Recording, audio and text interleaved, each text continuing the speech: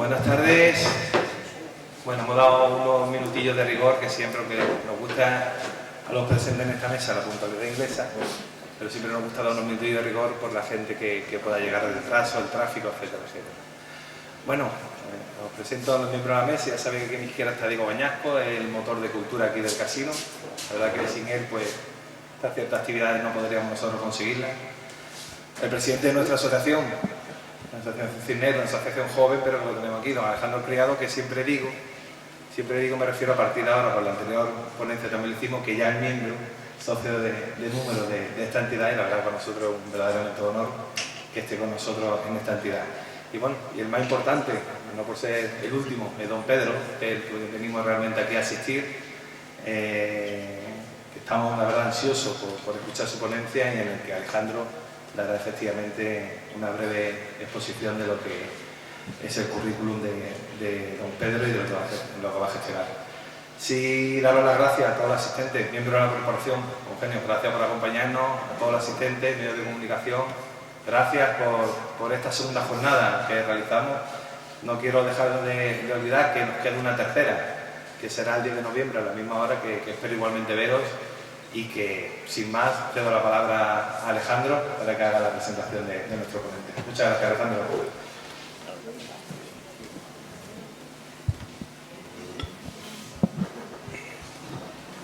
Pues muchísimas gracias, Pepe Lorenzo, por tu presentación. Y bueno, efectivamente, una breve reseña de lo que es la Asociación Cisneros. Llevamos ya casi cerca de 3 años trabajando, organizando conferencias y actividades para difundir la cultura de España. Concretamente hemos organizado ya 8 conferencias, están todas en YouTube, que se pueden ver. Hemos organizado presentaciones de libros y tenemos también 2 premios: el Premio España, que llevamos ya 2 ediciones para trabajos de jóvenes, y el Premio Familia para relatos de niños y jóvenes. Y como digo, en materia de conferencias, lo más importante que tenemos es la Jornada de la Hispanidad, en el mes de la Hispanidad, que es el mes de octubre. Y bueno, organizamos una primera edición el año pasado y este año pues tenemos la segunda. La semana pasada tuvimos la conferencia sobre don Javier de Burgos, que es realmente el padre de las regiones de España, como es por ejemplo Andalucía. En el día de hoy vamos a hablar de Blas de Lezo, un personaje que está en auge y es realmente un héroe español para recordar y rememorar, y sobre todo los planes del Imperio Británico contra España, que es lo que nos va a hablar don Pedro Fernández Barbadillo. Y el día 10 de noviembre tendremos a Iván Vélez para hablar de la Reconquista. De hecho, la ponencia que tuvimos en octubre sobre Marbella y los Reyes Católicos, el conferenciante nos dejó de alguna forma el mensaje de que sería bueno hablar de la Reconquista, porque es un concepto que hoy en día, tanto a nivel universitario como social, pues está un poco confuso, y se habla de conquista castellana, se habla de conquista cristiana, y bueno, entendemos que así lo entiende el autor, además, que va a venir, Iván Vélez, que es propiamente Reconquista. Bien, voy a pasar a presentar al ponente de hoy, don Pedro Fernández Barbadillo. Seguro que muchísimos lo conocéis de verlo en programas de televisión. Él es licenciado en Derecho, es periodista, escritor y sobre todo divulgador histórico. Él ha sido director de los programas informativos de 7N Televisión. Actualmente colabora con Javier García Isaac en Informa Radio. Informa Radio es parte del grupo, el grupo de televisión, que es además Javier Negre, un marbellero, es el presidente del grupo de EDATV. También tiene un libro de humor sobre vocabulario para hablar con nacionalistas vascos, porque él además es nacido en Bilbao, de 2004, y mereció una interpelación parlamentaria en el Congreso por parte del diputado del PNV, Aitor Esteban, al que no le gustaron los chistes de este libro. Bueno, tiene otros libros, como por ejemplo Eternamente Franco, que bueno, él tiene la sensación de que con la ley de memoria histórica es posible que se retire del mercado. Y concretamente el libro que está hoy a la venta y es parte de lo que es el contenido de la conferencia de hoy es Eso no estaba en mi libro de historia del Imperio Español, que tiene ya 3 ediciones y que está a la venta, como digo, aquí. Tiene otros libros como Los Césares del Imperio Americano, de George Washington and Donald Trump, y Manual para Españoles sin Complejos. Y luego finalmente coordinó para el grupo ECR del Parlamento Europeo el libro Memoria Histórica, amenaza para la paz en Europa. Bien, en definitiva, tenemos un conferenciante de primer nivel nacional, muchos lo conocéis. Él sobre todo tiene una cualidad, es que es una persona muy didáctica, es un gran divulgador de historia y por supuesto de lo que no abunda, con una visión positiva de la historia de España, que es fundamentalmente por qué organizamos estas conferencias y por lo que muchos de vosotros estáis aquí.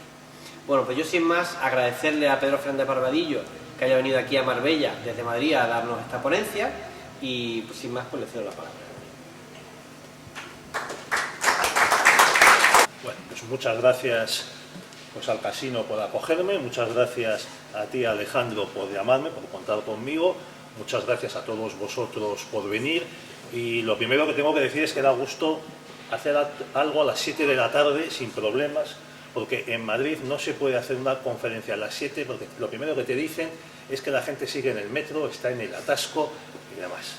O sea que poder ir a la conferencia, a un acto, a las 7 de la tarde y luego encima pues con este solecito, porque en Madrid ayer cayó el diluvio. Además, no sé si lo veríais, ya dijeron que había caído la sexta parte de la lluvia que suele caer en todo el año. Lo tuvimos en un solo día, debe de ser cosa del cambio climático.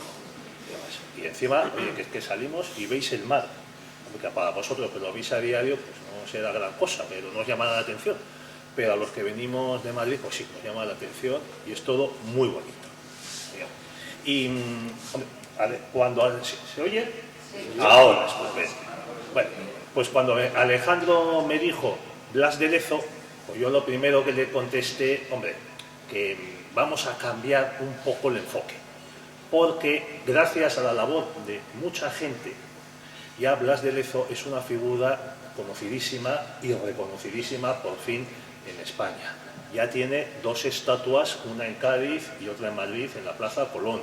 Por supuesto, la Armada Española lo reconoce desde hace mucho tiempo y siempre procura que haya un barco con el nombre de Blas de Lezo, que en este caso es una fragata, una de las más modernas, llamada así Blas de Lezo.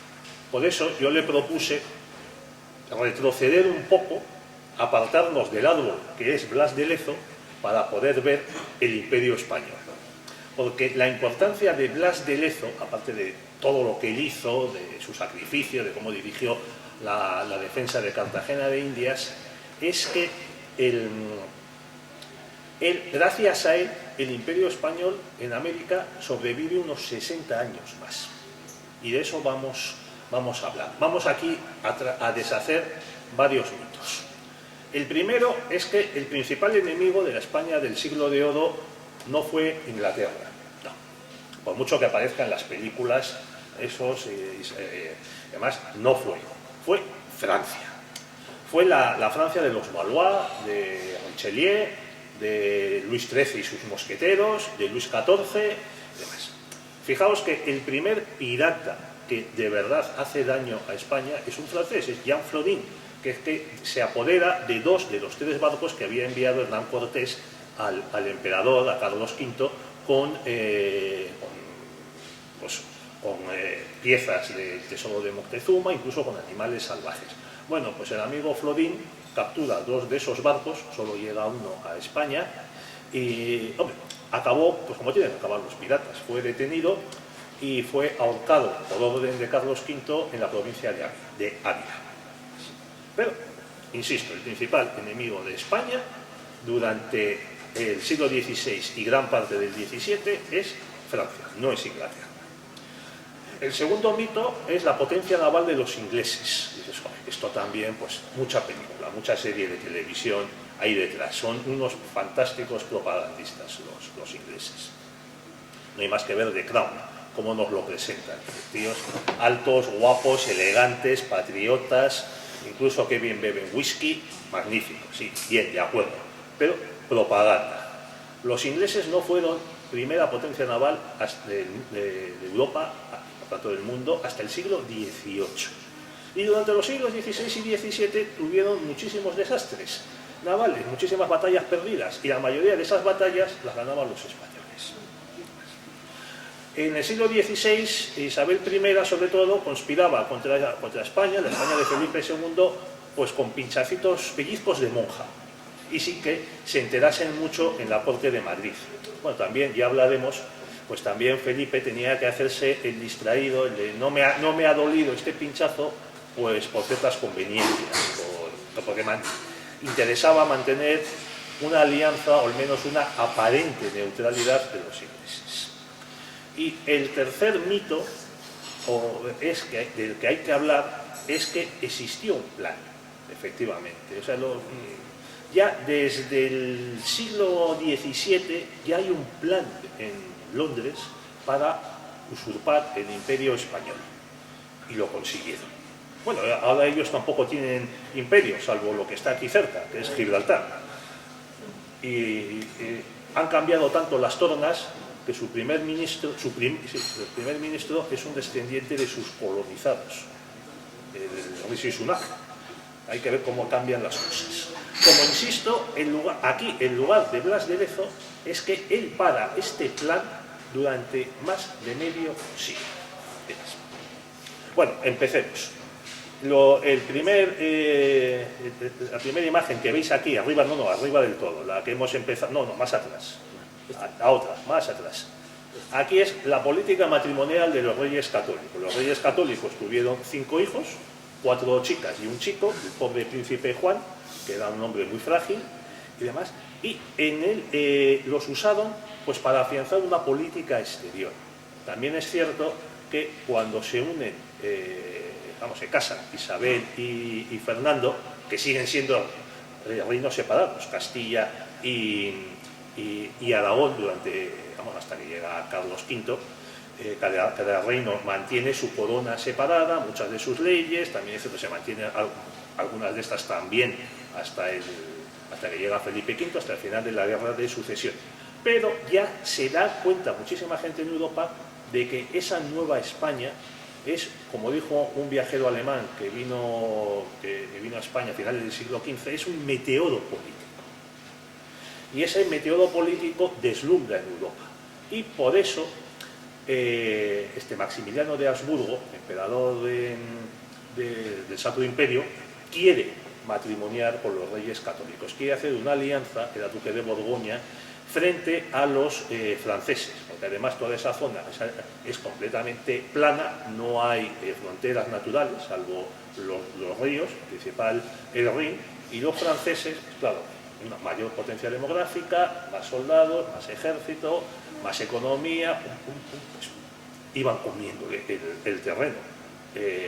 Pues las ciudades de Dunkerque y Arras, por ejemplo, eran españolas, pero se pierden posteriormente. Sobre todo y por eso 2 hijos de los reyes católicos, Juan y Juana, casan con otros 2 hijos de Maximiliano. Juana casa con Felipe el Hermoso, que ya sabéis lo que sucede. Juan también casa, pero con Margarita, pero no tienen descendencia. A su vez, se mantiene la alianza de Castilla con Portugal, con la casa de los Avis, y por eso hay matrimonios también de 2 hijas de los reyes, Isabel y María, con Alfonso de Portugal, y luego con Manuel. Sí, eso es. Y por último, y esto es lo importante, otro de los monarcas interesados en aliarse con la Nueva España contra Francia es Enrique VII de la casa Tudor, el rey de Inglaterra. Y por eso se negocia el matrimonio de Catalina de Aragón, que era pues, una mujer inteligentísima, hasta lo reconocieron sus enemigos, Thomas Cromwell, que fue uno de los que hizo lo posible por inventarse la manera de hacer el divorcio para que su señor se pudiese volver a casa. La casan primero con Arturo, príncipe de Gales, y este muere enseguida, porque como el príncipe Juan de España era un hombre muy débil, y después se casa con Enrique VIII. Entonces tenemos a Francia, pasa la imagen por favor. Hasta las 8, ¿no? Vale, hasta las 8. A ver. Y luego pregunta. Luego pregunta. A ver. Luego vemos aquí que los franceses algo de razón tenían en quejarse del cerco que tenían, porque al sur España, al norte Inglaterra, y al oeste tenían, perdón, al este tenían Borgoña y más al sur Italia. Sigue pasando, por favor. Aquí vemos los dominios de Carlos V y lo que es interesante destacar es que Inglaterra se mantiene siempre como aliado de Carlos V. Siempre. Y aquí tenemos una representación del juicio de nulidad que el canalla de Enrique VIII hizo contra su mujer, que él había pedido el matrimonio, no es que se le impusiese, él la quería. Una vez que se queda viuda, él la pretende. Y ella, acepta casarse, tanto Catalina como su suegro y su padre lo aceptan. Bueno, pues a pesar de todas las canalladas que le hizo Enrique a su mujer, Catalina de Aragón, a Carlos V no le queda más remedio que hacer de tripas corazón y mantenerlo como aliado contra Francisco I de Francia. Aquí tenemos los verdaderos enemigos de España, Francisco I y Luis XII de Francia. Eran tan enemigos, ir pasando por favor, que Francisco no vacila en aliarse con los turcos. Los turcos habían conquistado Constantinopla en 1453, luego se expanden por el Mediterráneo, conquistan Egipto y Solimán el Magnífico, que es el que está a la izquierda, pues este ya gobierna casi toda la primera mitad del siglo XVI y unos años de los años 60 del siglo XVI, y es el que se expande por Europa y llega también por el norte de África. Los piratas berberiscos, como Barbarroja, un poquitín atrás, Antelmo, pues se convierten aceptan ser súbditos suyos, están bajo su protección y seguir atacando pues, a los venecianos, las colonias venecianas en el Mediterráneo Oriental, pues, Chipre, Rodas era la isla de los caballeros de Malta, etc. También atacan las costas españolas, hacen todo tipo de piraterías. A los caballeros hospitalarios que estaban en la isla de Rodas los expulsan y Carlos V les concede la isla de Malta para que se asienten en ella. Bueno, pues Francisco es capaz de pactar con los turcos que están masacrando cristianos. Hay además una crueldad espantosa. Por ejemplo, a un enviado turco en la segunda mitad del XVI, pues para humillarle, un enviado austriaco, perdón, en Constantinopla, pues simplemente para humillarle, para que no pueda dormir por las noches. Un día hacen desfilar delante de su residencia 600 piqueros, 600, y cada uno de ellos llevaba en la punta de la pica la cabeza de un cristiano. Entonces el tipo de gente con la que había que tratar. Por supuesto, conquistaban, secuestraban pueblos enteros. No hay que explicar aquí en la costa de Andalucía lo que suponía la piratería berberisca. Los llevaban a Argel, pues las mujeres para el comercio sexual, los hombres a veces también, y si no, pues esclavos, eunucos, todo tipo de trapacería. Los piratas berberiscos llegaron en sus correrías hasta Islandia y Terranova, y cuando iban a Terranova no buscaban bacalao, buscaban carne humana. Con estos, como insisto, se alía Francisco I. Además, sigue pasando, por favor. Aquí tenemos la alianza hispano-inglesa que se mantiene hasta 1558. Este cuadro es una representación fantasiosa, porque no se dio jamás esta concentración de personajes. En el centro está el Enrique VIII, que tiene a su izquierda, que no se le ve apenas, a su hijo Eduardo VI, todo el pifiostio que montó Enrique VIII, el cisma, las canalladas que hizo, las decapitaciones, los 6 matrimonios, etcétera, para tener un hijo varón. Lo tuvo, efectivamente, pero el chico solo vivió 10 años.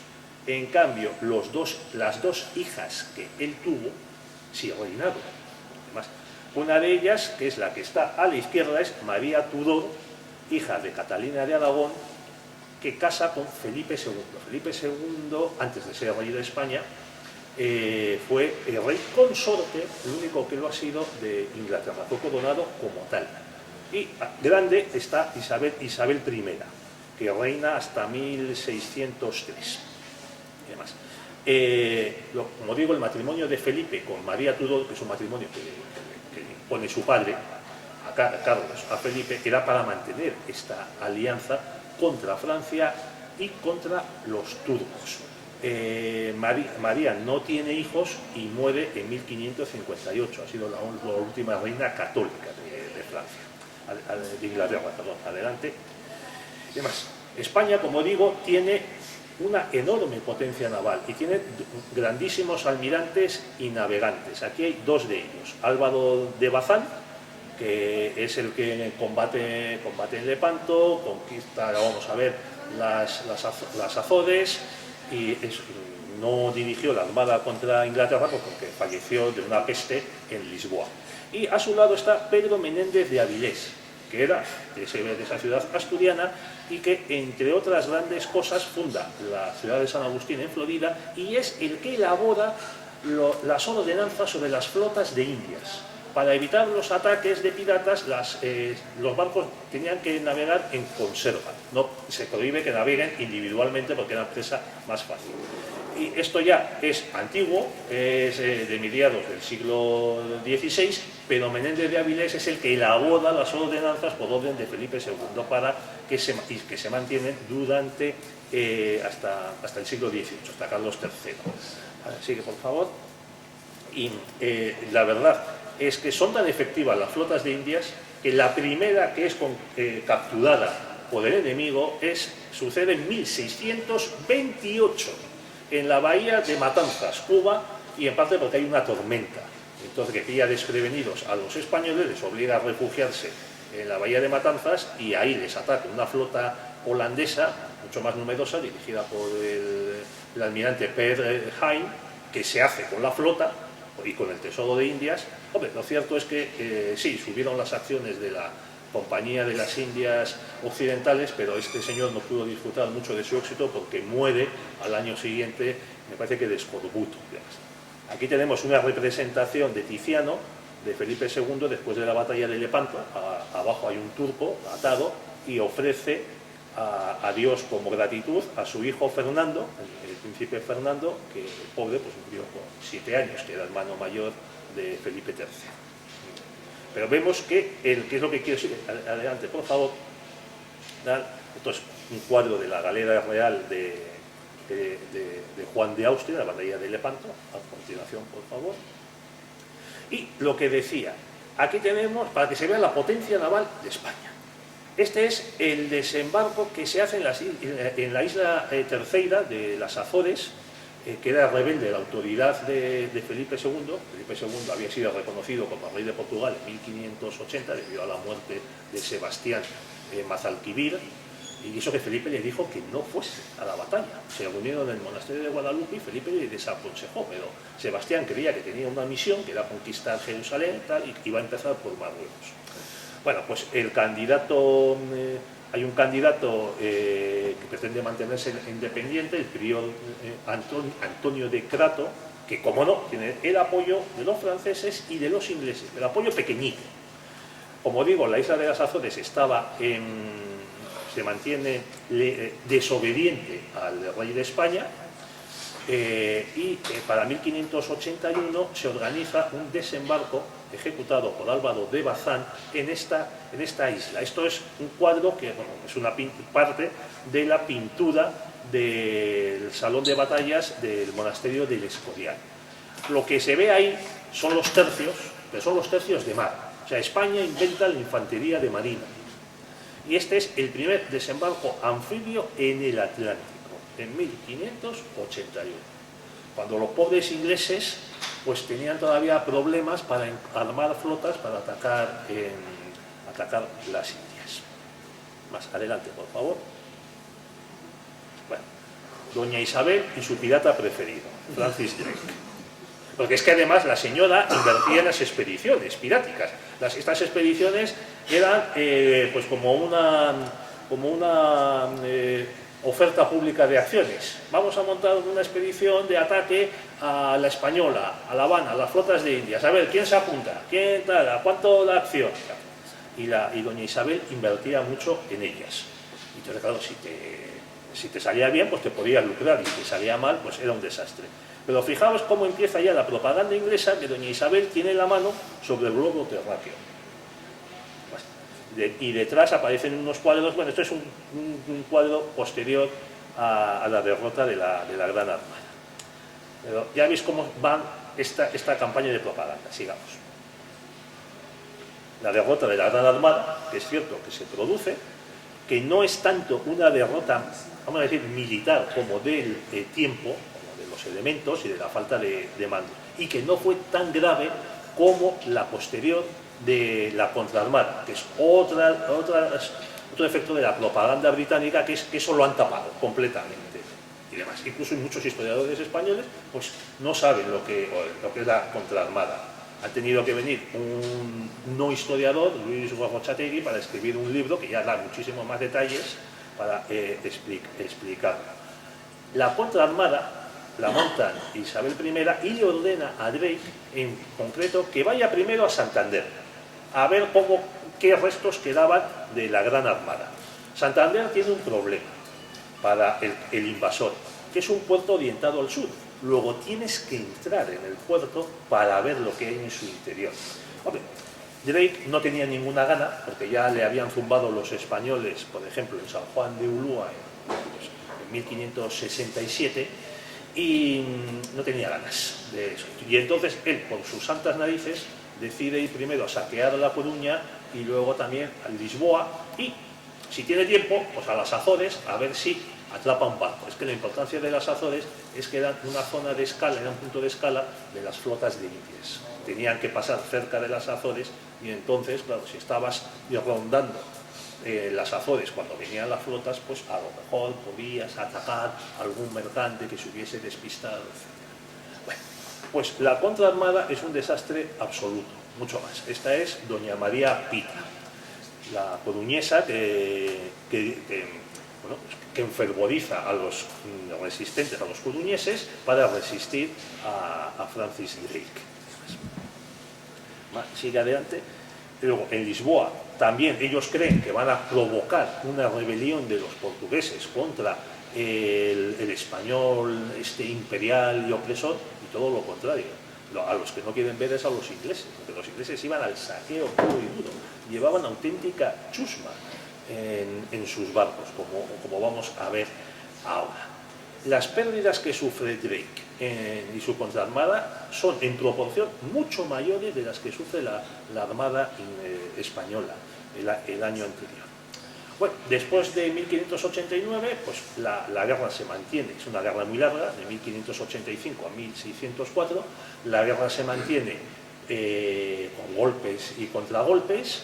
Por ejemplo, es cierto, Drake saquea Cádiz en 1595, y muere, creo que es al año siguiente, en Panamá, también de una peste, y su cadáver se arrojó al mar y no se sabe dónde está, ha desaparecido. Bueno, muere Isabel I, 5 años después de Felipe II, Felipe lo hace en 1598 y en 1603, y se llama al trono a Jacobo VI de Escocia, cuya madre, María Estuardo, había sido prisionera y luego decapitada por Isabel I. Le acusaron de traición. Ella dijo: hombre, yo no puedo ser traidora a Isabel porque yo no he sido nunca súbdita suya, yo he sido reina de Escocia. Bueno, aún así, le cortan la cabeza. Hombre, este señor, es el fracaso de los Tudor. O sea, tienes a un criptocatólico, hijo de una reina a la que has decapitado, como al rey de Inglaterra. Hombre, los reyes de Escocia, y no hay que haber visto Braveheart, solían acabar bastante mal, porque o los mataban los ingleses o se mataban entre ellos. Por ejemplo, Catalina de Aragón, cuando Enrique VIII pasa, en una de las veces de las guerras que hay entre Carlos V y Francisco I, él es aliado de Carlos, pasa al continente, están en Calais, Calais era ciudad ciudad inglesa. Un rey escocés, Jacobo IV, que era aliado de Francisco, invade Inglaterra. Catalina de Aragón va a detenerlo y lo matan en una batalla de un cañonazo, donde quedó el pobre planchado. Y Catalina tuvo el detalle de enviar a su marido el jubón ensangrentado de Jacobo. Aún así, el canalla de Enrique, pues ya sabemos cómo se lo agradeció. Bueno, pues Jacobo llega al trono de Inglaterra y dice: yo, como rey de Escocia, estoy en paz con España, y como rey de Inglaterra tengo que hacer lo mismo. También es cierto que él quería, pues hombre, un poco de paz, pues para no acabar como su madre, además porque también en el reinado de Isabel I hubo conspiraciones enormes de católicos que se sublevaban porque estaban siendo... O sea, si no ibas a los oficios anglicanos te consideraban traidor. Y eso suponía, pues, ejecución después de unas sesiones de tortura para macerarte un poquitín y expropiación de todos tus bienes.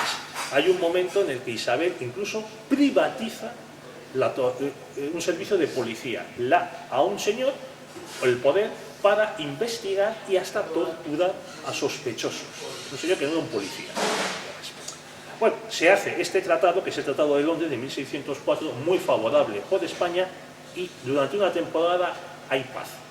También los comerciantes ingleses querían esta paz porque si la había, hombre, los reyes de España dejaban que los ingleses tuviesen casas de representación en Sevilla y comerciasen de alguna manera pues con las Indias, que trajesen bienes a España, a Sevilla, y luego ellos se llevaban por barcos españoles a las Indias. Entonces, Jacobo tiene un hijo, que es Carlos, el príncipe Carlos.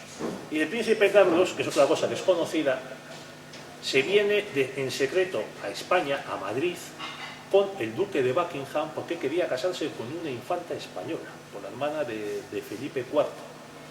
Y se presenta en Madrid. Fíjense las señoras lo que haría el Ola si el príncipe de Gales se presentase en Madrid por sorpresa para casarse con una infanta española. Bueno, pues algo parecido sucedió en Madrid en esa época. Los españoles se quedaron pasmados, ya había negociaciones, pero no se esperaba que el príncipe Carlos se presentase. Y las negociaciones fueron largas, incluso se hicieron procesiones para pedir la conversión del hereje príncipe Carlos. Además, no tuvieron mucho éxito, también hay que decirlo, y como estaba el gran problema de la diferencia de religión, pues al final, y de las exigencias comerciales, nunca nos olvidemos de los ingleses para comerciar abiertamente, al margen del monopolio español con las Indias, se vuelve Carlos I a Inglaterra enfadadísimo. Además, le había acompañado este señor que está a la derecha, que es el duque de Buckingham, que es el que da nombre al palacio.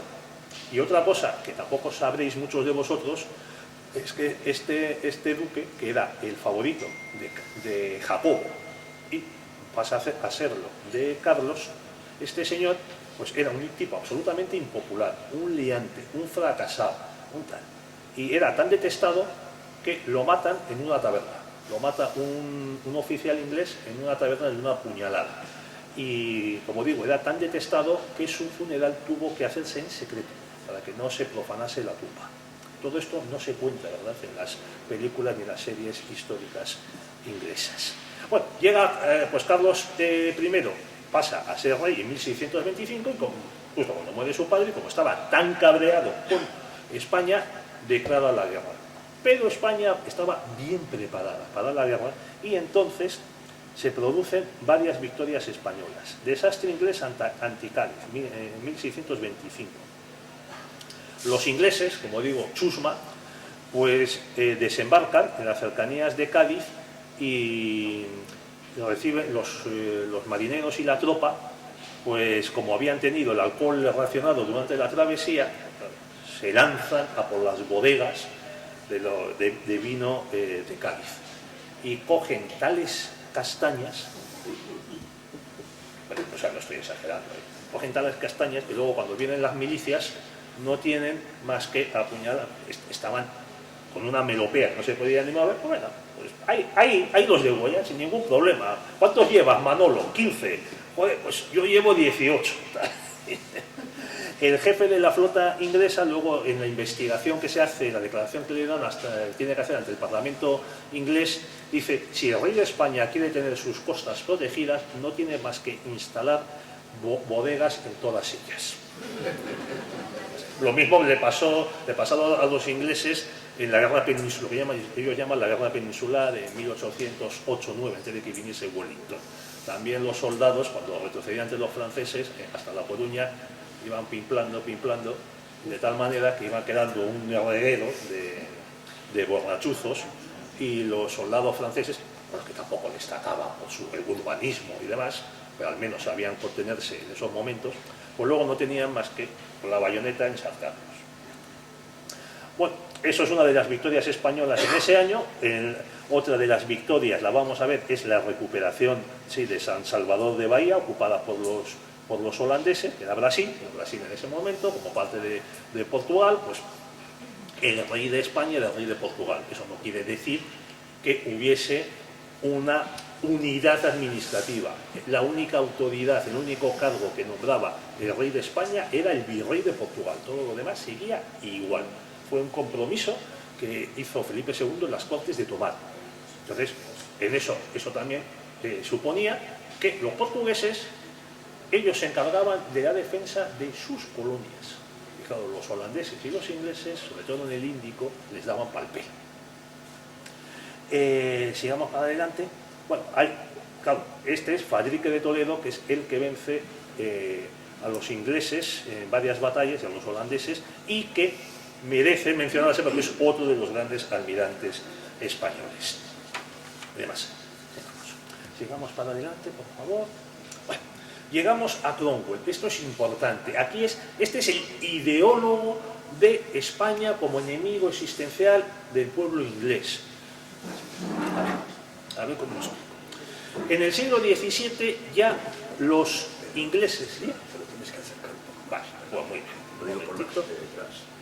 A ver, ¿ya se oye? Sí. A ver.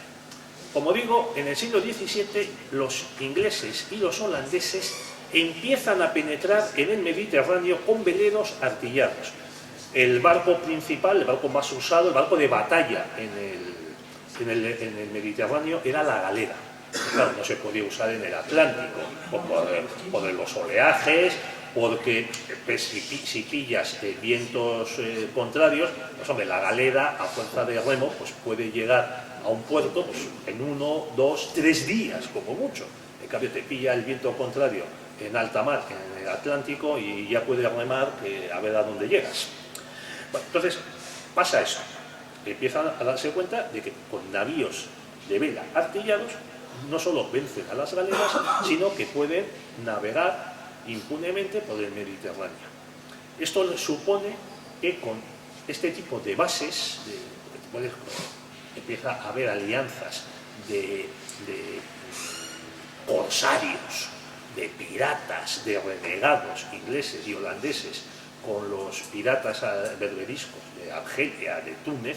Y dicen, bueno, si tienes una base ahí en el norte de África, bueno, puedes atacar Cádiz, puedes atacar Canarias y las flotas de Indias y el galeón español lleno de doblones de A8. También puedes aprovechar el comercio con el Levante, que era muy jugoso, no solo las especias.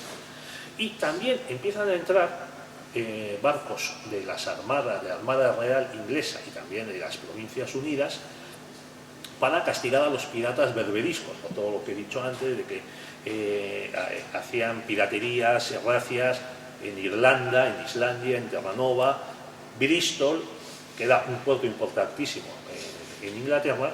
A principios del siglo XVII, en el estuario de Bristol, hay una isla, y durante 3 años los piratas berberiscos la convirtieron en una isla tortuga.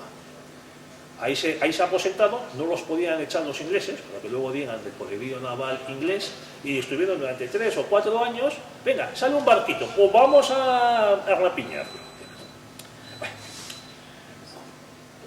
Como indico, en este caso, por ejemplo, en agosto de 1621, una flota holandesa y danesa de 31 veleros penetra en el estrecho y es atacada y aniquilada por aquí Fadrique de Toledo. Pero ya empiezan a conocer la bahía de Algeciras y empiezan a poner los ojos en Gibraltar. Sí, bueno, pues el amigo Cromwell, él dice que es el que vence a Carlos I, lo derroca, le cortan la cabeza. Este es el primer rey ejecutado por republicanos, no es Luis XVI, otra cosa que se callan los ingleses. Esto sí que no sale de Crown. Bueno, a Cromwell, él muere como Lord Protector, le sucede su hijo dura 1 o 2 años, se restaura la monarquía. Otra cosa que no han contado es que a Cromwell lo exhuman los monárquicos, lo despedazan y envían un miembro, pues como hacían antes, pues un brazo al norte, otro brazo al este, con las piernas al sur, y dejan la cabeza, el cráneo, que estaba pirado, hay que decirlo, lo meten en una jaula y lo cuelgan del techo de la Cámara de los Comunes. Esto no se ha contado. Y ahí permanece unos años, o sea, estaban ahí los parlamentarios discutiendo mientras veían la cabecita, y estuvo ahí unos años hasta que una tormenta muy fuerte tiró la cabeza. La cabeza, bueno, ya dije, bueno, fuera de aquí esta porquería. Y la cabeza estuvo dando botes hasta que se la quedó alguien y todavía está localizada. Pero estos son los ingleses, los finos, elegantes, que si jugamos al cricket, que si el té de las 5 y tal. Pues son los elegantes. Bueno. Pues Cromwell decide hacer la guerra con España. Y eso que Felipe IV fue el primer monarca inglés que reconoció a la república, que se llamaba Commonwealth. Porque en ese momento Carlos era aliado de la Francia de Richelieu contra España. Todo esto son... el enemigo de mi enemigo es mi amigo.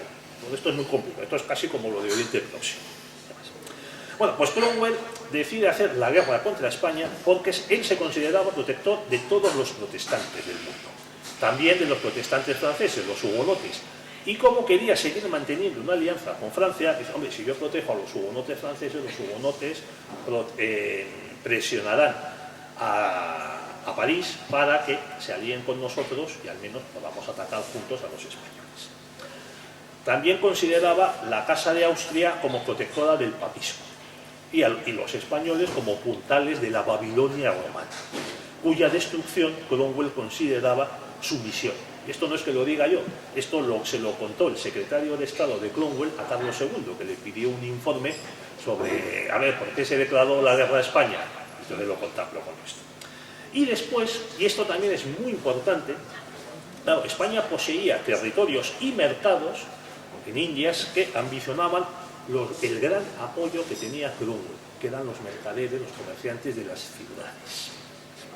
En un discurso en el Parlamento en 1656, Cromwell dice: el español no es solo nuestro enemigo occidental, sino que lo es providencialmente. Dios, en su sabiduría, dispuso que así fuera, cuando causó una brecha con la nación española hace mucho, mucho tiempo. Entonces, elabora Cromwell un plan con dos escenarios. Uno de ellos es atacar el eje Canarias-Gibraltar. Y el otro es lo que se llamó el Western Design, el diseño occidental, que era ir al Caribe con el objetivo de atacar sobre todo Puerto Rico, la Española y Cuba. Hay que decir que fracasaron en casi todo, salvo la conquista de Jamaica, que en 1655, Jamaica entonces era española, y los pocos españoles que había, porque era una isla muy pobre, resistieron como jabatos, incluso se retiraron al interior de la isla y estuvieron ahí aguantando un par de años hasta que ya dijeron, una comunicación, mire, se ha hecho la paz, se le cede a Inglaterra la isla y ustedes van a ser evacuados. Y entonces aceptaron la evacuación. Bueno, claro, la isla estaba muy bien como trampolín para atacar, como trampolín o como base para atacar las posesiones españolas. En el Mediterráneo fracasaron miserablemente, y lo único que pasó es que el almirante Blake atacó una flota de Indias en Santa Cruz de Tenerife en 1657, y en este caso hundieron la flota. No se hicieron con los tesoros porque previsoramente se habían desembarcado y demás, pero ya empieza aquí la hegemonía inglesa, la primacía inglesa en el mar. Adelante, por favor. Bueno, como decía, monarquía restaurada, y Carlos II, hijo de Carlos I, casa con una infanta portuguesa.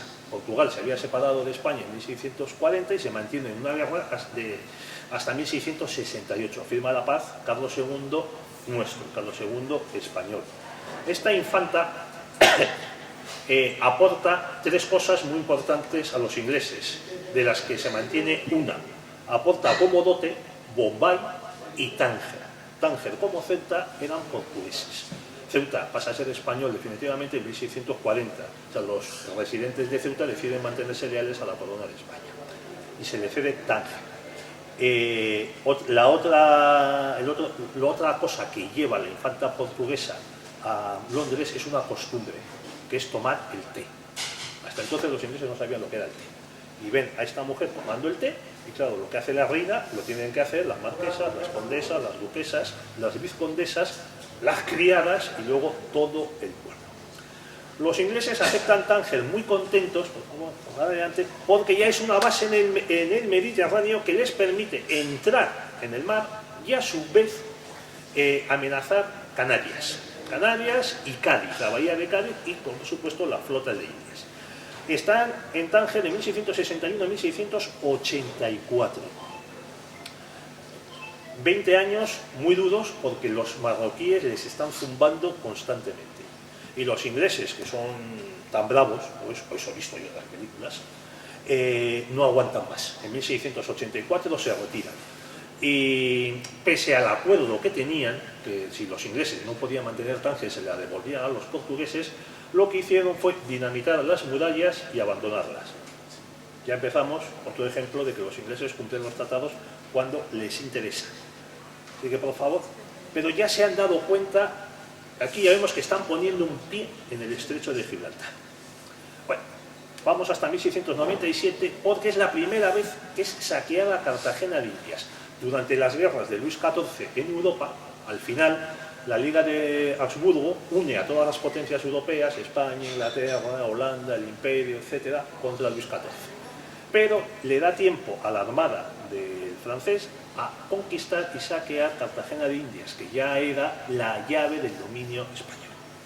Así que, por favor, bueno, el almirante Rock, durante esta guerra, hace, y con una flota anglo-holandesa, hace una etapa en la bahía de Algeciras. Y, por supuesto, está por ahí vigilando, y dice, uy, qué bonito, tal, uy, qué peñasco, qué tal.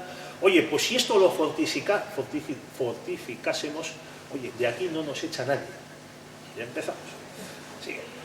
Estalla la guerra de sucesión y, como sabemos, pues los ingleses, con este almirante al frente, conquistan Gibraltar y después la isla de Menorca, en 1708. Adelante. El interés de Menorca, que se ve aquí a la derecha, es el puerto de Mahón. Y porque es un puerto estupendamente protegido. Y desde Menorca amenazan la base francesa de Tolón. El Tratado de Utrecht es importantísimo porque expulsa a España del Canal de la Mancha y del Mar del Norte. Tengamos en cuenta que muchos puertos del canal eran de Bélgica, o Dunkerque era español. En Dunkerque había barcos españoles. Entonces los ingleses tenían a los españoles y también a los franceses, también a los holandeses, amenazándoles. Ya Utrecht expulsa a España del Mar del Norte y del Canal, como digo, pero introduce a Inglaterra en el Mediterráneo, con Gibraltar y con Menorca. Y sigue adelante. Aquí vamos a parar un momento, porque aquí aparece ya por fin don Blas de Lezo. Hemos tardado un poquitín, pero hemos llegado. Pues como ya sabéis, pues Blas de Lezo brevemente pues ingresó en 1702 como guardiamarina en la Armada francesa, porque entonces las dos armadas se habían unido. Su primera acción fue aquí cerca, Vélez, Málaga. Una batalla en 1704, una bala de cañón le arranca de cuajo la pierna izquierda por debajo de la rodilla. Lo asombroso es que no muriese desangrado. Esto era bastante frecuente en aquellas batallas, porque las balas de cañón eran piedras, claro, si te dan en un brazo te lo arrancan de cuajo. Se podían suturar las heridas, no vamos a decir cómo, y demás. Luego nos quejamos cuando vamos al dentista nosotros. Bueno, pues perdió la pierna izquierda. Durante la Guerra de Sucesión también participó en un asedio a Barcelona. En 1710 capturó el buque inglés Stanhope, como aquí lo vemos más adelante, si quieres avanzar un poquitín. Sí, esta es una reconstrucción. Y con 26 años, don Blas era cojo, tuerto y manco, pero ya tenía una inmensa fama entre los marineros, no solo españoles, sino también pues, los ingleses, los franceses. Ya se les llamaba, lógicamente, medio hombre. Estuvo destinado en el Mediterráneo, participó en el desembarco y ayuda a la ciudad de Orán, que conquistó Cisneros para Castilla.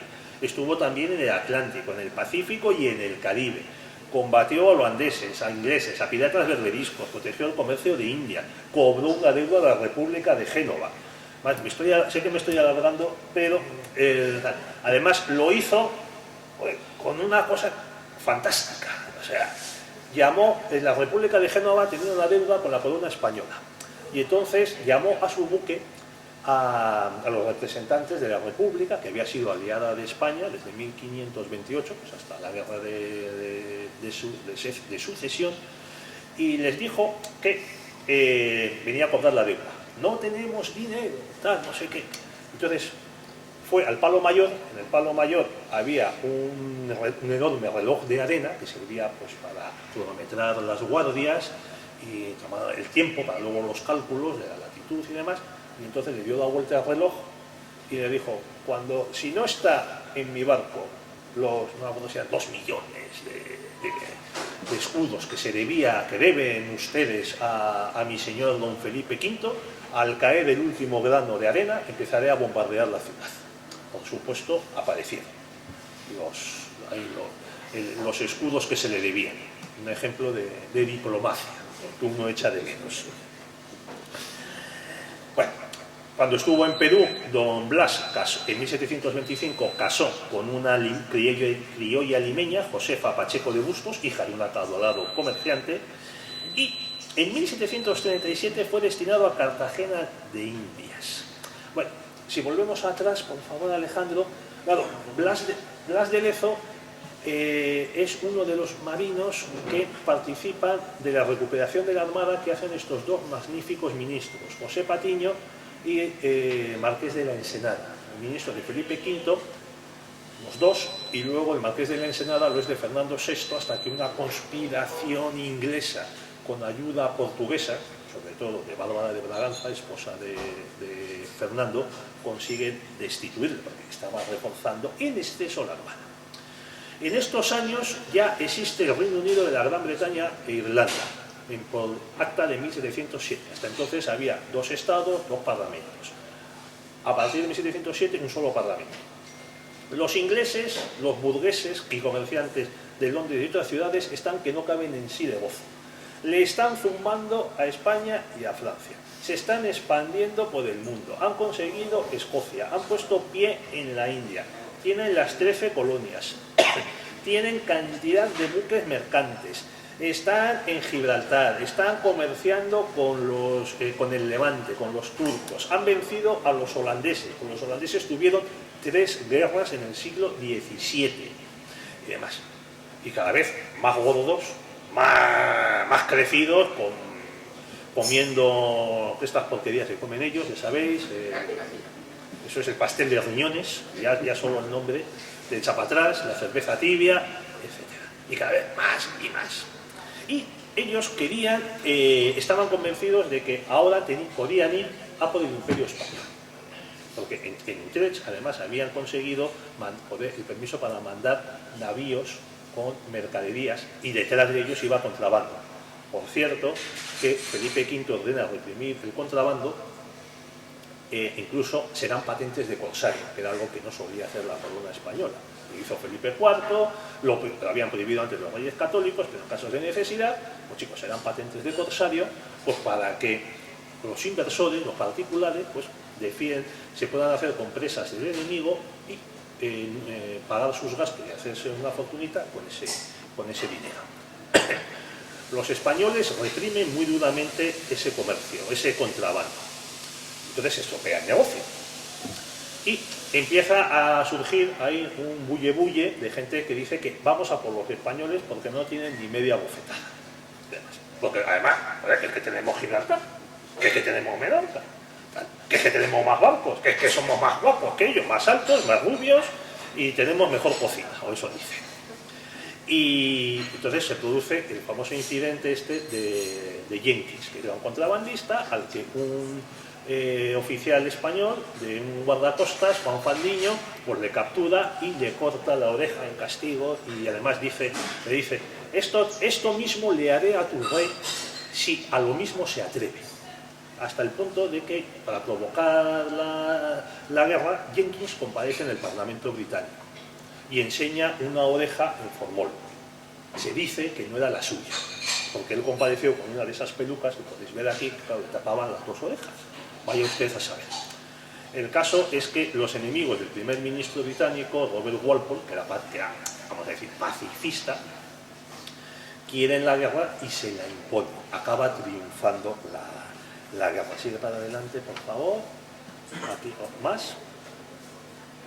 Aquí, frase de Walpole, que fue el primer ministro británico, porque Jorge II estaba más interesado en sus estados de Hanover y mal hablaba inglés. Y entonces no quería líos, no quería tal, entonces a ver quién me gobierna el país, hombre, pues este. Y entonces por eso va creciendo el poder del gabinete. Dice, esta será vuestra guerra y os deseo que os divirtáis mucho con ella. Sigue, por favor. Y los ingleses aquí preparan una verdadera campaña mundial contra el Imperio Español. No solo es Cartagena de Indias, hay 3 expediciones navales.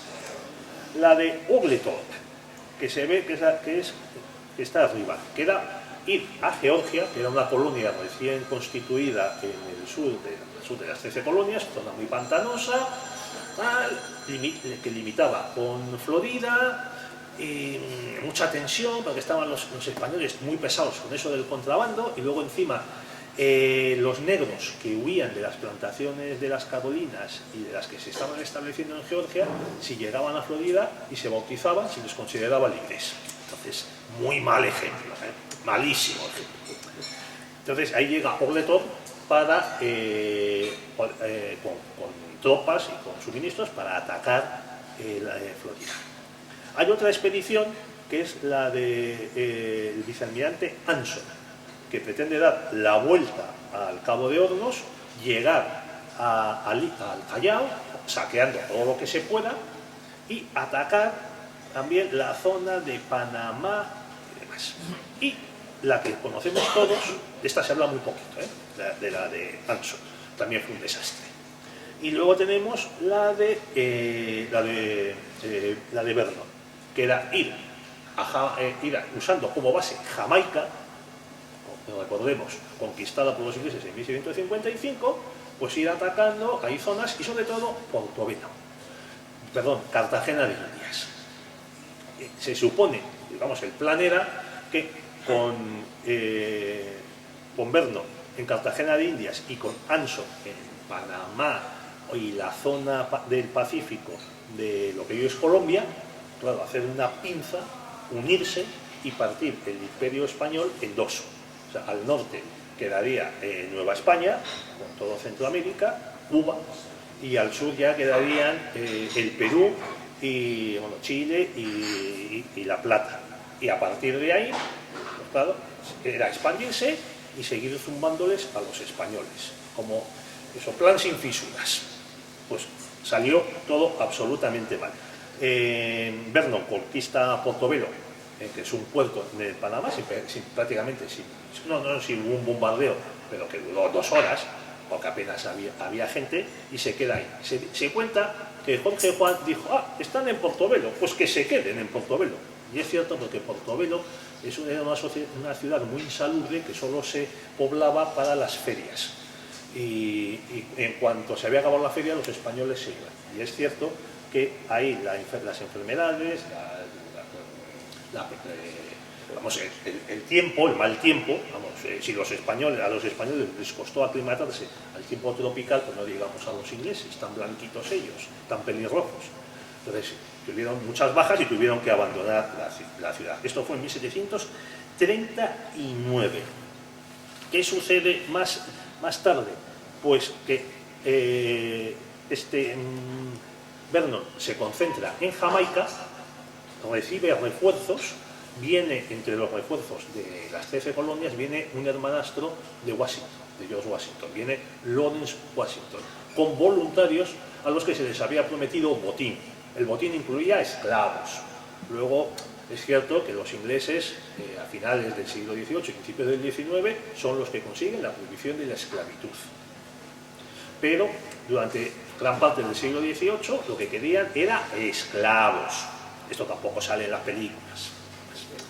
Bueno, se concentran, hacen una enorme flota y deciden para atacar Cartagena de Indias. Pero, los grandes servicios de información españoles, no estoy siendo irónico, se enteraron de que zarpaba la flota ya en 1739, el ataque a Cartagena es en 1741, y les había dado tiempo de avisar a todas las autoridades españolas, incluso al virrey de Nueva Granada, que era Eslava, que había llegado en 1740. Bueno, lo que ataca a Cartagena de Indias, pues es una flota descomunal. Sigue, por favor. Eso es. Eso. Vernon, cuando Vernon toma Portobelo, los ingleses se vienen arriba y hasta elaboran su famoso himno, el Rule Britannia, y también le dan el nombre de Portobelo a una calle de Londres. Pero luego de lo que pasó con Portobelo tampoco se cuenta nada. En Jamaica, como digo, se concentraron tropas y barcos, más de 170 barcos y 31.000 hombres, incluyendo marinería y tropa. El 15 de marzo de 1741 se avistó en Cartagena la flota. Por fortuna, los españoles, como digo, estaban avisados. Uno de los grandes espías del servicio español es un señor desconocido, pero que tiene solo un apodo, que es el paisano de Jamaica. Así se llamaba, en clave, y era alguien que residía en Jamaica y que enviaba informes en clave a los españoles. No se sabe si era una persona descontenta con el gobierno de los que hacían el gobernador de Jamaica, si era un católico, un inglés o un irlandés criptocatólico, tal, pero lo cierto es que este señor enviaba informes y los informes fueron todos fidedignos, fiables. Bueno, entonces Lezo y Eslava solo tenían 6 navíos y menos de 3.000 hombres. Como sabéis, el sitio duró hasta el 20 de mayo de 1741, fue una batalla más que naval terrestre en la que los españoles derrocharon bravura e ingenio. Por ejemplo, cosas tan sencillas como las órdenes que dio Lezo, por ejemplo, enviar que todas las granjas de los alrededores enviasen sus animales, sus vacas, sus ovejas, sus gallinas al interior, para que los ingleses no tuviesen que comer. Otra cosa, esto es importantísimo, porque quien conoce el clima, ¿verdad, Álvaro?, que hace en esos lugares, pues hace falta comida y luego también son climas muy insalubres. Pues fiebre amarilla, malaria, lo que queráis, diarrea, lo que queráis. Otra de las cosas que hizo Blas de Lezo fue, al pie de los fuertes, ordenar que se cavasen fosos. Entonces los ingleses, que eran muy listos, llevaban escalas que les habían dicho, no, es que el muro tiene 5 metros de altura. Bueno, pues que la escalera tenga 6 metros. Entonces llegan por fin con la escalera, se ponen al pie del muro y demás, han llegado, pues han sido batidos, no sé qué, llegan, ponen la escalera, joder, la escalera se queda corta 2 metros, porque Blas de Lezo había ordenado cavar fosos al pie de las murallas. Bueno, todo esto va pasando, lo sabéis, lo conocemos, tal. Al final, como digo, el 20 de mayo de 1741, la armada más grande que nunca ha atacado una parte del territorio de las Américas tuvo que retirarse. Las bajas inglesas fueron descomunales.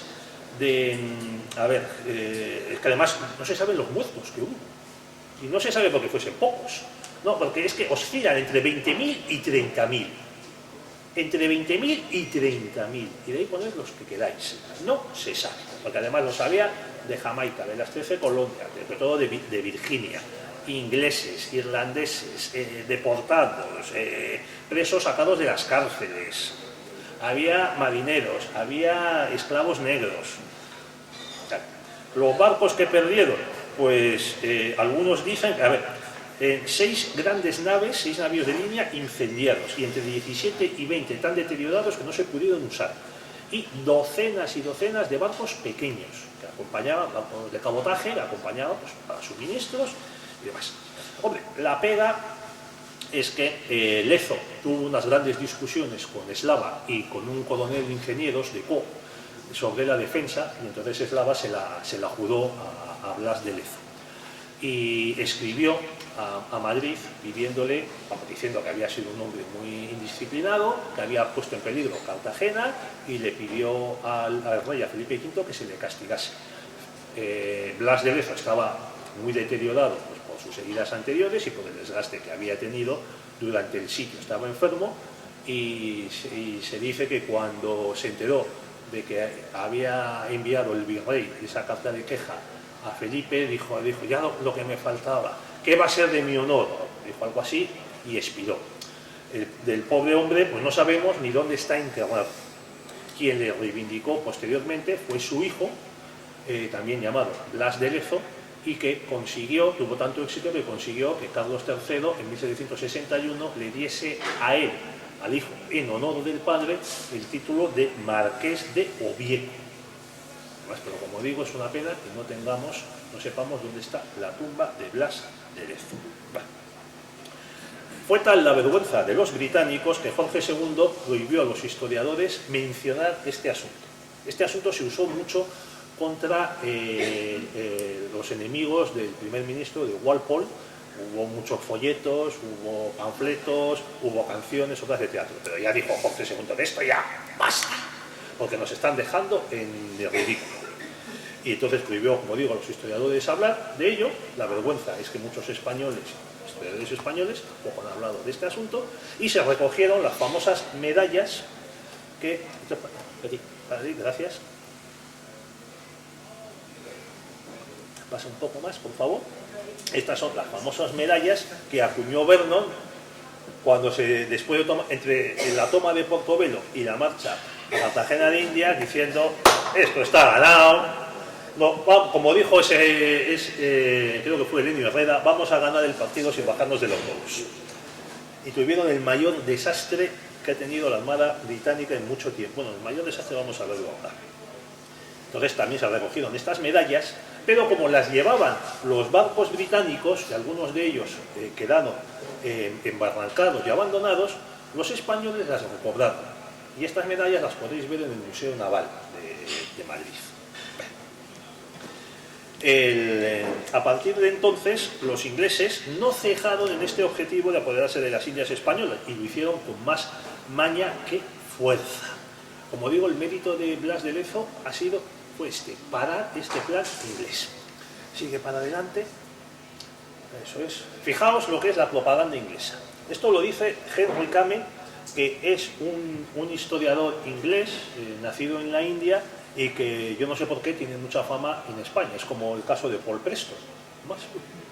Bueno, yo a Paul Preston le he leído en la biografía que escribió de Santiago Carrillo, la podéis buscar y leer. Dice, en la revolución de Asturias la huelga general fue esencialmente pacífica. Sobre todo, salvo en Asturias, que hubo una resistencia durante 3 semanas aplastada por los legionarios mandados por Franco. Dice, joder, pero sí, el propio gobierno de Alejandro de Nervús dice 1.400 muertos, que con la población de entonces, hoy serían cerca de 3.000 muertos. Huelga general pacífica. Y la armada de Vernon se retiró ante el temor de que llegaran refuerzos. Dice, bueno, macho, o sea, los hay que tienen una cara, como las medallas de estas que hemos visto de Vernon. Sigue adelante, por favor. Bueno, esto es lo único que consiguieron en este triple plan de Ogletorp, Anson y Vernon. Bueno, Ogletorp sí, algo consiguió, mató unos cuantos españoles en una batalla, pero no se apoderaron de Florida, que es lo que querían. Bueno, pues Anson con sus naves penetra en el Pacífico, también le van zumbando en el Callao, y además se entera de que Vernon ha fracasado en Cartagena, y entonces lo que hace es, bueno, a ver si nos hacemos con el galeón de Manila. Efectivamente, consiguen capturar el galeón de Manila, que es Nuestra Señora de Covadonga, y vuelven pues con las bodegas llenas. Bueno, la expedición, como digo, fue tal desastre, porque eran 8 buques. Bueno, solo volvió la 10ª parte de los hombres que habían ido. Los mató, más que los cañones españoles, los mató el escorbuto. Sigue adelante. Luego del escorbuto, a ver si hablamos un momentito. Bueno, este es Anson, y con la parte del botín que le tocó de Nuestra Señora de Covadonga, se hizo esa casita que veis ahí. Ah, bueno, también compró un escaño en el Parlamento, ¿eh? Ah, y llegó a ser primer lord del almirantazgo. Si es que esto de ser pirata en Inglaterra es que hay que ver cómo rinde, ¿eh? Llegamos para adelante. Bueno, los ingleses querían conquistar, por ejemplo, la Florida, era uno de sus objetivos, pues para tener más terreno de expansión de sus 13 colonias y amenazar Cuba y la ruta de los galeones. En la Guerra de los 7 Años consiguen conquistar La Habana y también Manila. Y aquí hay un punto de interés sobre el que se habla muy poco, del que yo solo he encontrado pistas, insinuaciones, tal, pero tanto en La Habana como en Manila, la también la conquistaron durante la misma Guerra de 7 Años, como al apoderarse de Nuestra Señora de Covadonga, los ingleses se hacen con cartas marítimas españolas. Porque, claro, en las cartas marítimas no te ponían, muchas de estas cartas estaban censuradas, no aparecían todas las rutas ni todas las islas. Además, para que si caían en manos del enemigo, pues no pudiesen aprovecharse del trabajo ajeno. Esto es como la máquina Enigma que llevaban los submarinos y los buques alemanes, que los capitanes tenían orden de que antes de que si se iban a rendir al enemigo, pues tenían que coger la máquina, que además tenían unos pesos específicos de la máquina, te ponían los pesos y la tiraban al mar, porque tenía que destruirse. No confiaban en que a martillazos se pudiese destruir, sobre todo con las prisas, que están cañoneando, y entonces se usaba este método. La tirabas al mar con unos lastres. Bueno, pues los ingleses en La Habana, en Manila y en el galeón Nuestra Señora de Covadonga se hacen con unos mapas estupendos. Por eso el James Cook pudo viajar todo lo que viajó sin apenas problemas. Bueno, sí, que se lo comieron en unas islas, pero otros detalles. Y demás, pero ¿os acordáis de la serie que cofinanció Televisión Española de James Cook? O sea, Televisión Española cofinancia una serie de James Cook, pero dice, bueno, y Jorge Juan, y Elcano, y Malespina, y Colón, y tal, no, esos quedan para algún día que puedas hacer tú alguna película, ¿verdad? Sigamos para adelante. Bueno, al menos los Borbones de antes estaban empeñados en recordar Gibraltar. Aquí tenemos Asedio español de Gibraltar, pintura inglesa.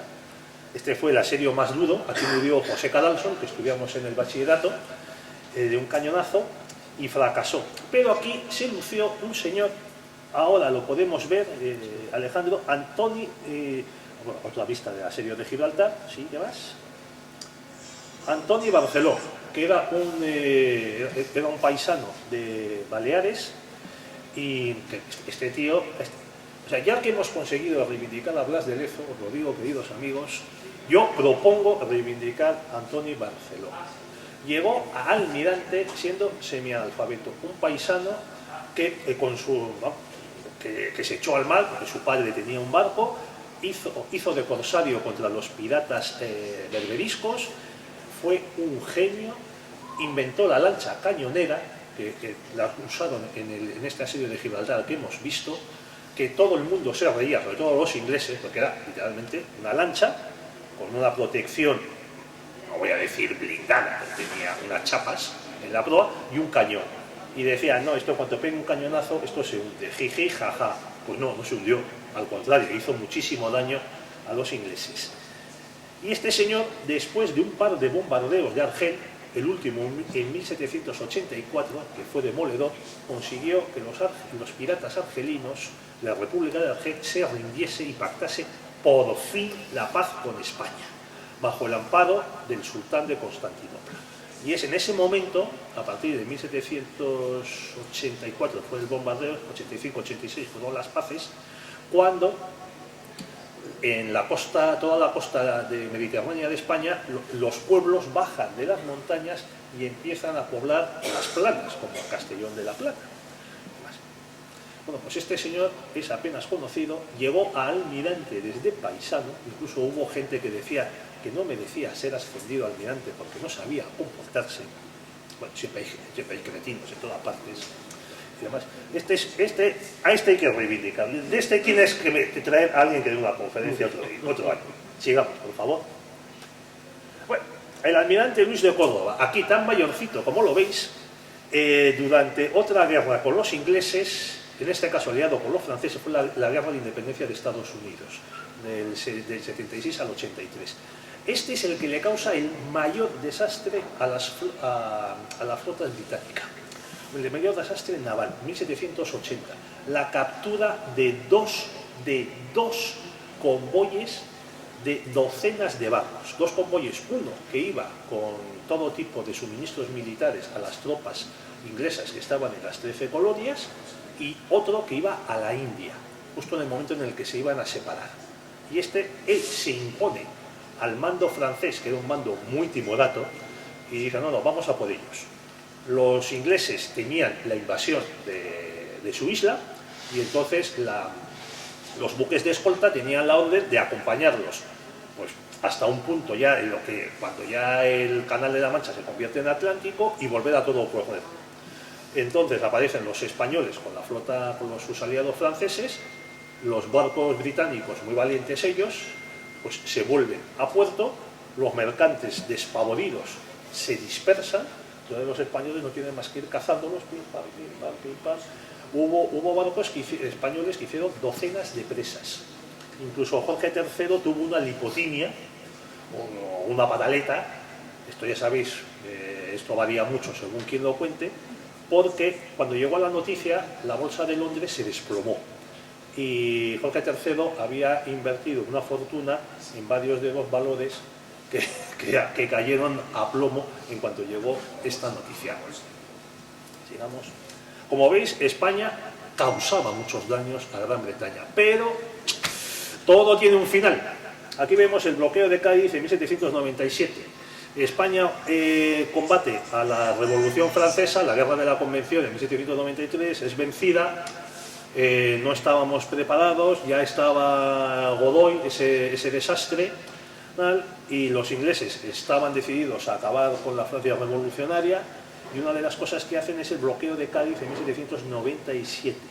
En este mismo año, pasa por favor, hay un ataque a Canarias. Este es otro acontecimiento, otra fiesta que debería ser fiesta nacional española, como el 2 de mayo, o como el 2 de enero de la toma de Granada. 25 de junio de 1797, Nelson desembarcan ingleses en Santa Cruz de Tenerife, y Nelson pierde ahí de un cañonazo un brazo. Aquí le dedico un capítulo a esa batalla desconocida. Los ingleses te dicen, bueno, no, es que iban a apoderarse de la flota de Indias, que es verdad que había una flota y tal, porque habían oído tal. Otras versiones dicen, no, estos iban a apoderarse de las Canarias, porque Santa Cruz, qué casualidad, era la única ciudad amurallada que había en Canarias. Una vez caída Santa Cruz, cae todo el archipiélago. Y uno, aparte de conseguir un portaaviones, que eso son las Canarias, en el Atlántico, un portaaviones para atacar a las flotas de Indias y demás, esto suponía tener un puerto en el Atlántico. He dicho antes el escorbuto, que había diezmado, bueno, no, le había quitado 9 décimas partes de las tripulaciones al almirante Anson. El escorbuto es una enfermedad que se produce me parece que es a las 3 o 4 semanas de dejar de comer alimentos frescos y agua fresca.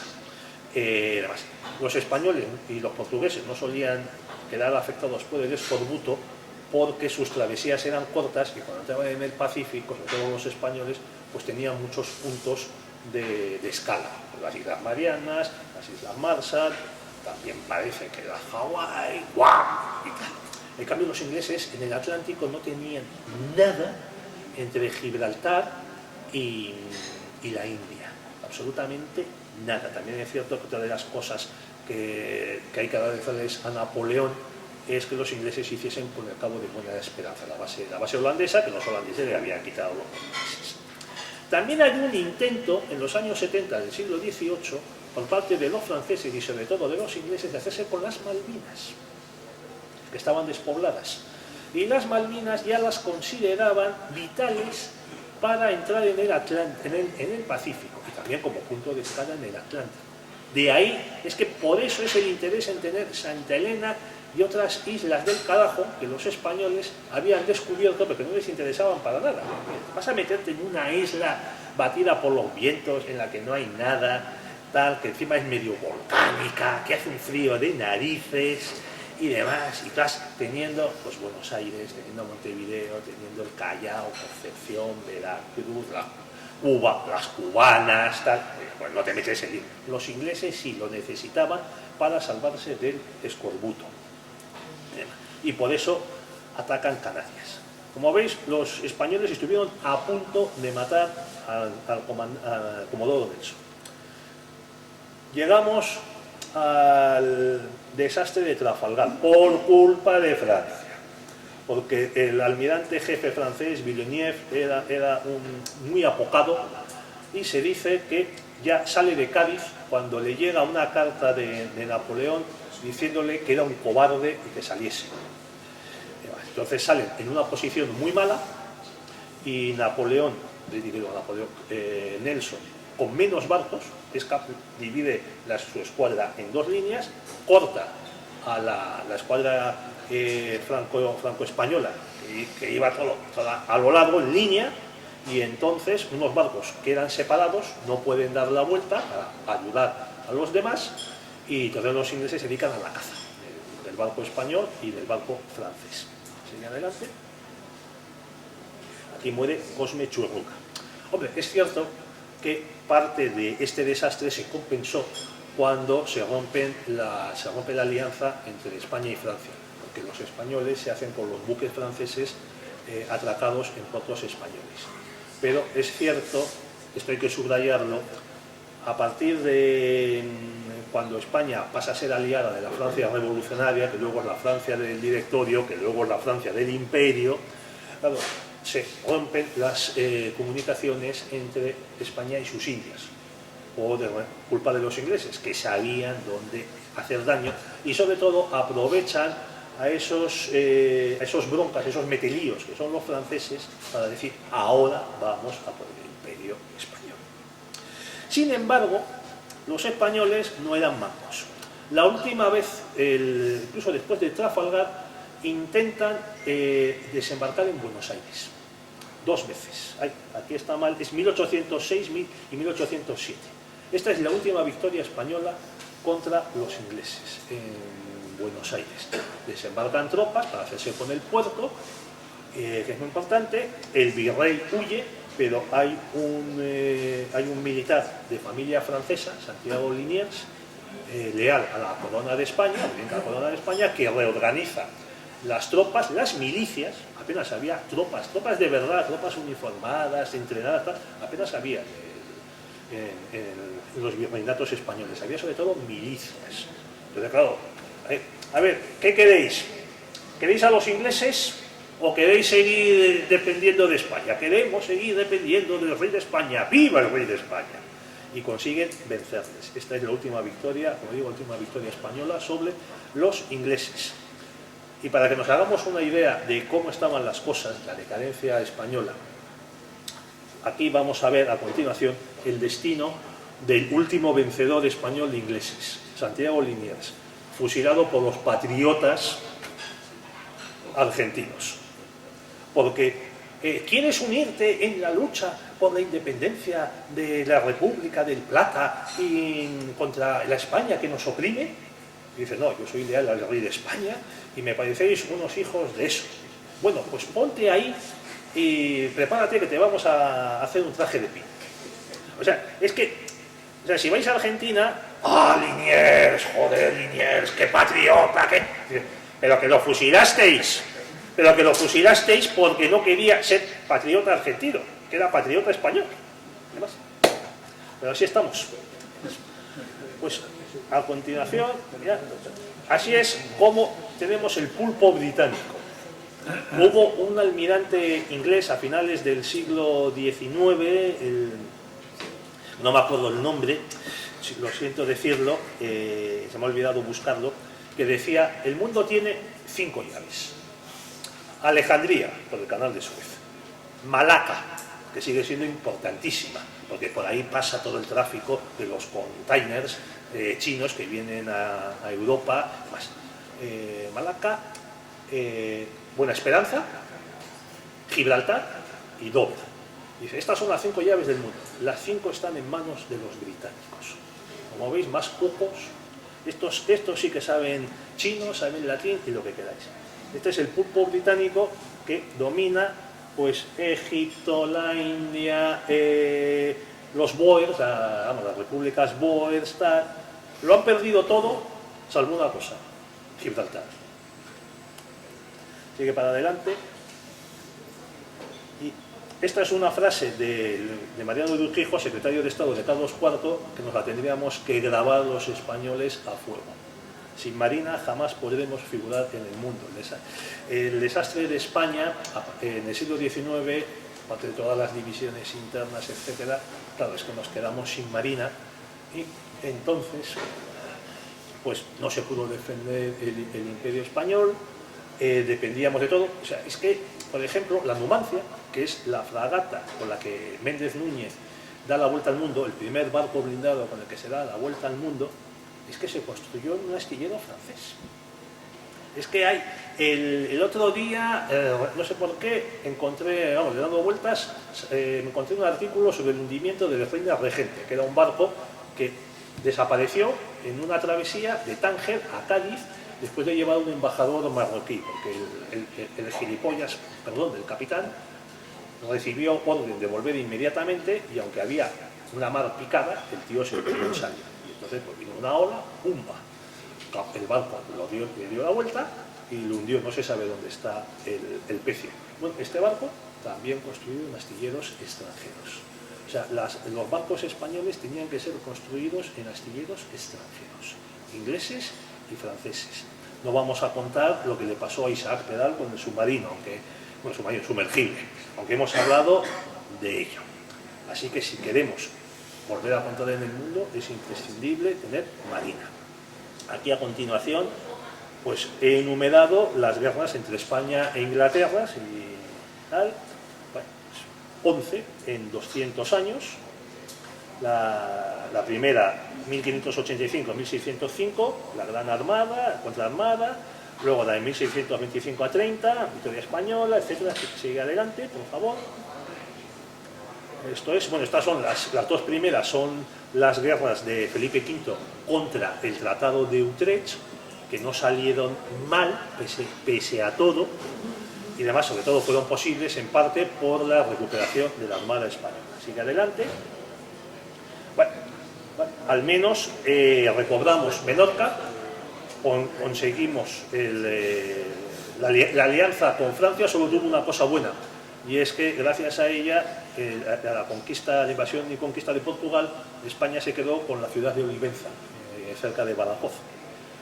Y luego tenemos pues, la última de 1804 y 1808. Desde, claro, en 1808 los ingleses se convierten en aliados nuestros, aprovecharon para destruir todo lo que encontraban en España, por ejemplo la fábrica de porcelana de Retiro. Si vais al Retiro de Madrid, en la parte más al sur, o sea, cerca de Atocha, pues encontráis los restos de lo que fue la fábrica de porcelana del Retiro. Fue debidamente volada. O sea, llegan los franceses, talamos todos los árboles porque vamos a instalar aquí nuestro campamento militar y necesitamos espacio, que esté despejado, que nadie nos embosque, y necesitamos madera.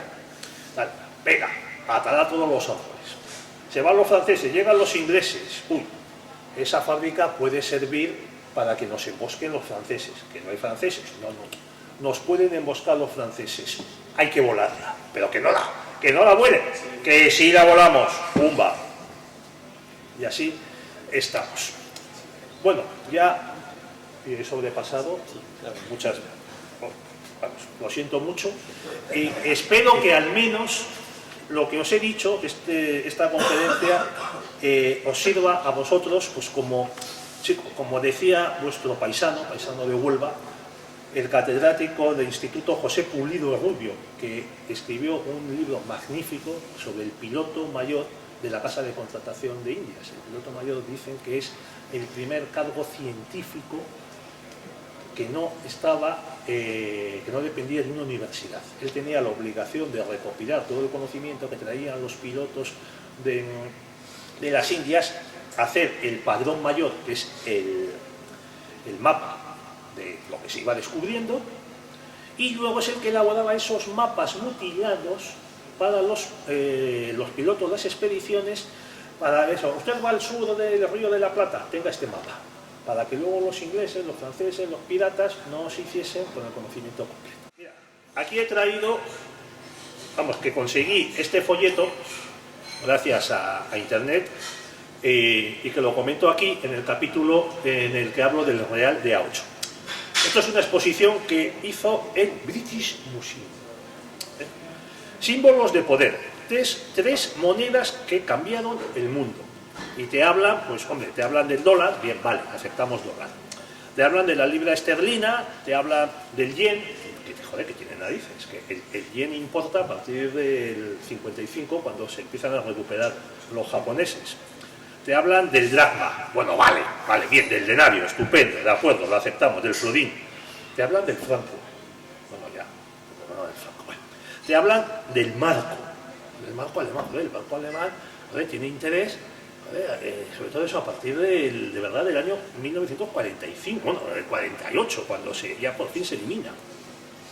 Y te dicen los tíos, te reconocen, aquí en pequeñito, aquí al final, la última frase, cuando hablan del dólar, dicen, bueno, sí, el dólar tiene algo en común con las piezas de A8 españolas, tal.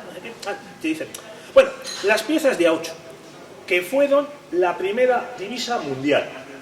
Y dicen, coño, símbolos del poder, 3 monedas que cambiaron el mundo.